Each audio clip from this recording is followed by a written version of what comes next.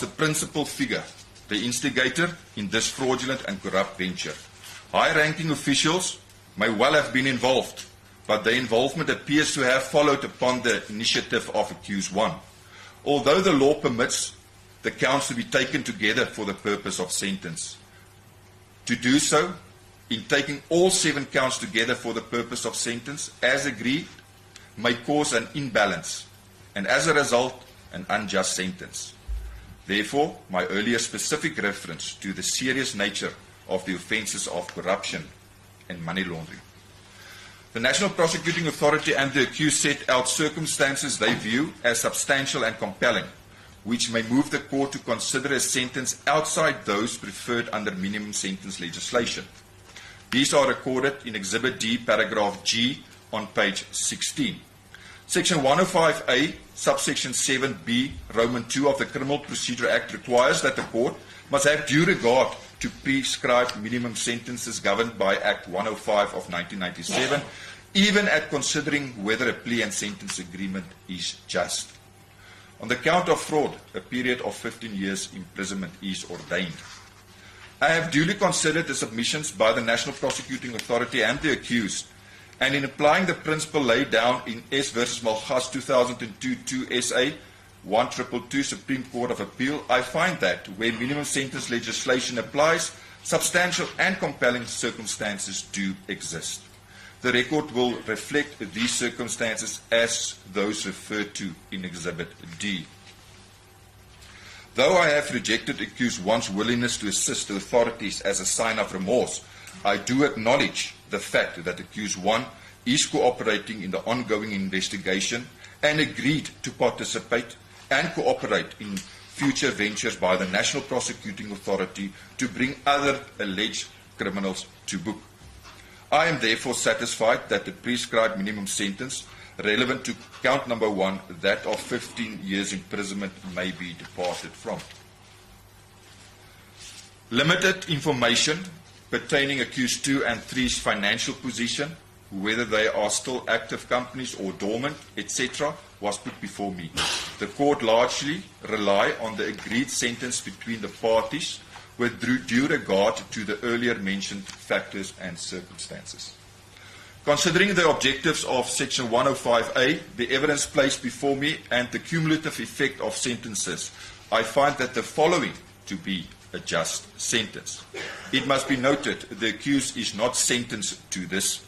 It is now, following the court's reading out of what the court views as just, for the parties to consider whether indeed they agree with the court. Should they agree with the court that this is a just sentence, the parties being the accused person, 1, 2, and 3, as well as the National Prosecuting Authority, the court will only then proceed to convict the accused and then hand down the sentence as the court viewed just. The sentence viewed as just by this court. Accused 1, count 1, that of fraud, 15 years imprisonment, of which 7 years are suspended for a period of 5 years on condition that 1. The accused does not commit the offence of fraud, theft, corruption in contravention of Section 3 or 4 of the Prevention and Combating of Corrupt Activities Act 12 of 2004, or money laundering in contravention of Section 4, 5, or 6 of the Prevention of Organised Crime Act 121 of 1998 during the period of suspension. The next condition, or the accused at any time upon the request of the state will depose of a statement or statements under oath and testify at all future criminal matters in which he is implicated directly or indirectly, or as the director of accused 2 or accused 3 during the period of suspension. The next condition, or the accused must testify frankly and honestly without withholding any testimony about his involvement in any other person's involvement in all such criminal matters, even where such testimony implicates him in the commission of criminal offences as envisaged by Section 204 of the Criminal Procedure Act during the period of suspension. Or the accused may not refuse to testify in future proceedings or retract any of his formal statements to the investigators during the period of suspension. or the accused may not leave the Republic of South Africa during the period of suspension. Accused 1, counts 2, 3, and 4, those of corruption. The 3 counts are taken together for the purpose of sentence, and the accused 1 is sentenced to 10 years imprisonment, of which 8 years are to run concurrent with the sentence imposed on count number 1. Counts 5, 6, and 7, money laundering, in respect of accused 1. These counts are taken together for the purpose of sentence. 10 years imprisonment, of which 8 years are to run concurrent with the sentence imposed on count number 1. The net result is a period of 12 years imprisonment.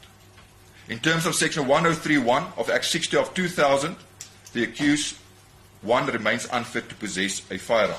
Accused 2, on count number 1, that of fraud, a fine of 1 million rand, wholly suspended for a period of 5 years on condition that the accused is not convicted of fraud or theft committed during the period of suspension. Accused 2, on count 2, 3, and 4, that of corruption. These counts are taken together for purpose of sentence. A fine of 500,000 rand, wholly suspended for a period of 5 years on condition that accused 2 is not convicted of corruption in contravention of section 3 or 4 of the Prevention of Combating of Corrupt Activities Act 12 of 2004, committed during the period of suspension. In respect of accused 2, counts 5, 6, and 7, that of money laundering, they are taken together for the purpose of sentence.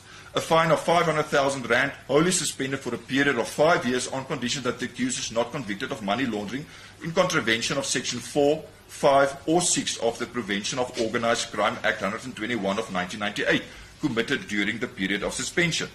In respect of accused number 3, counts 2, 3, and 4 of corruption, it is taken together for the purposes of sentence, and accused 3 is fined to 500,000 rand, wholly suspended for a period of 5 years on condition that accused 3 is not convicted of corruption in contravention of section 3 or 4 of the Prevention of Combating of Corrupt Activities Act 12 of 2004, committed during the period of suspension. In respect of accused 3, counts 5, 6, and 7, that of money laundering, these counts are taken together for the purpose of sentence.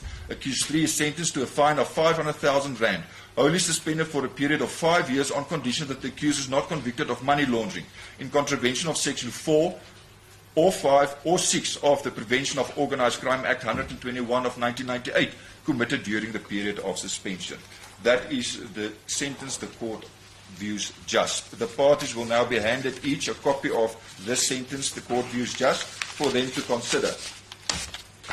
I will have a short adjournment. You can give me indication if you need more time to consider same, or whether you are in a position then today to have the matter finalized. There's the copy for the state and the copy for the defense.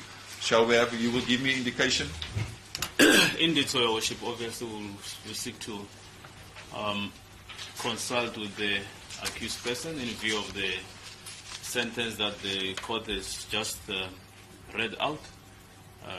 It's obviously not what was anticipated in terms of our agreement, so we will need an opportunity.